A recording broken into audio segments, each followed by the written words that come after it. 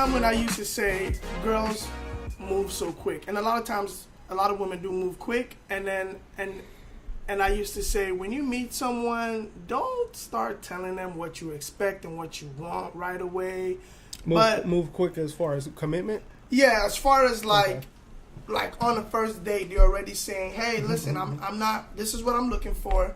If you ain't on that page, then let's not even waste each other's time. And I used to be that dude that'd be like, I mean, we just met. Can we get to know each other and see if there's even a vibe enough to even have that discussion?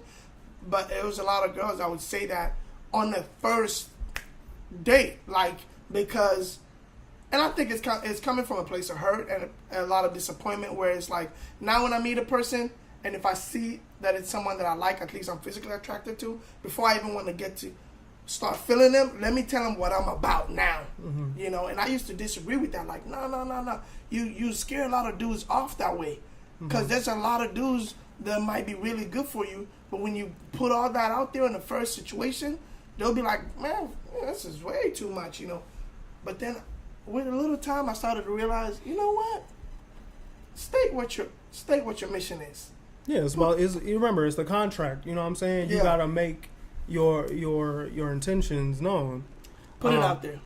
Yeah, but I do agree with you that it can scare men off, and in fact it does. But one of my homegirls was asking me like why do men get distant, and I told her the reason why is because he knows he doesn't want to be distant, but he knows that he can't deal with other women and still have you in his life the way he wants to.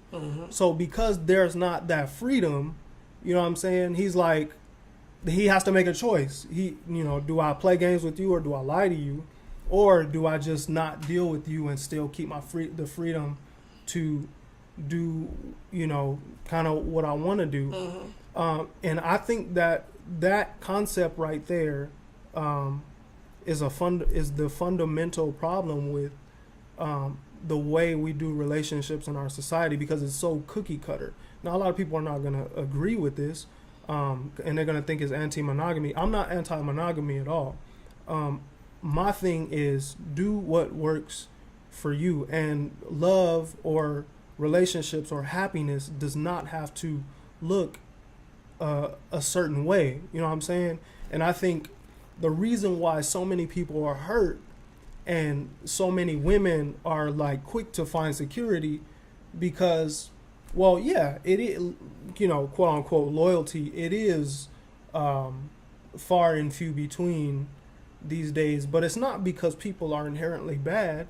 People are just we're not meant to, I won't say we're not meant to, because that's not correct.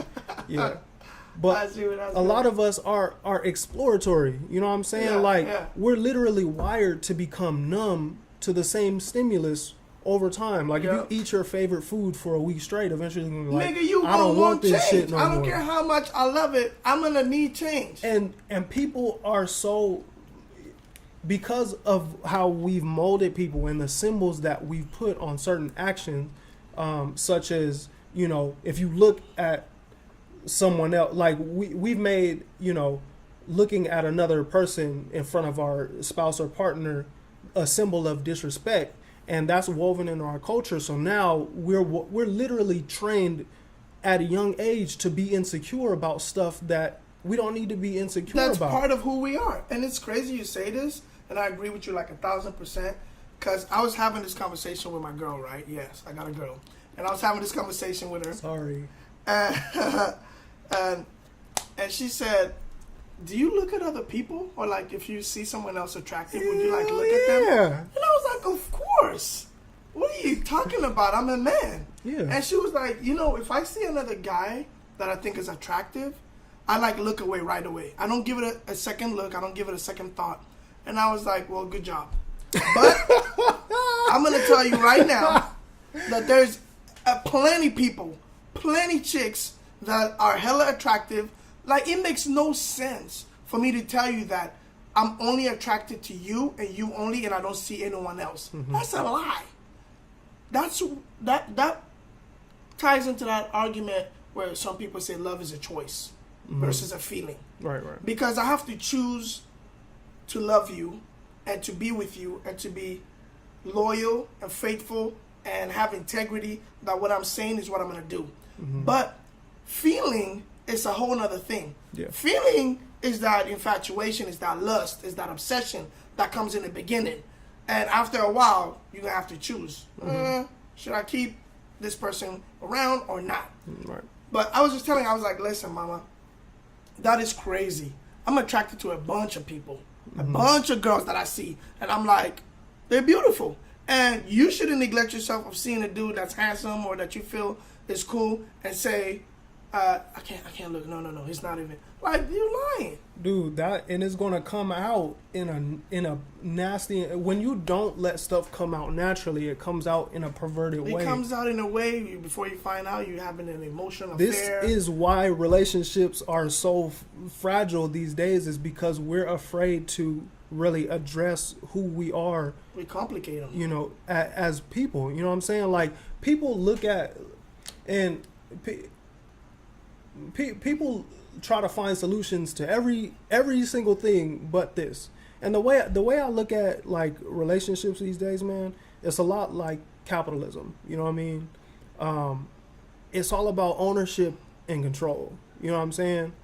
Like, people say, "Oh, that's mine," you know what I mean, or "They belong to me," instead of looking at it as a relationship. You know what I'm saying? Like, in capitalism, people are trying to get to the top and they're looking down on other people. They're not looking at, they're not looking at people's needs. They're just trying to focus on how do I own and maintain ownership. You know what I'm saying? And I just think that I just hear so many people complain. And again, this is not me trying to, say it's a free for all. We should just have orgies all the time. Not at all. But I just see so many people every day complain about loyalty and nobody wants me and relationships. And I'm like, dude, well, if that's hurting you so much, and if the state of the world is hurting you so much, eventually you have to step back, and say, why is this happening? Why are people acting this way? And I really believe that is just like, dude, maybe the thing that you're trying to kind of force people into is not how we're meant to be. Just like with kids in elementary school. Again, a lot of the methods that it takes to succeed in our society is about sitting for long periods of time and doing stuff like in a cookie cutter way.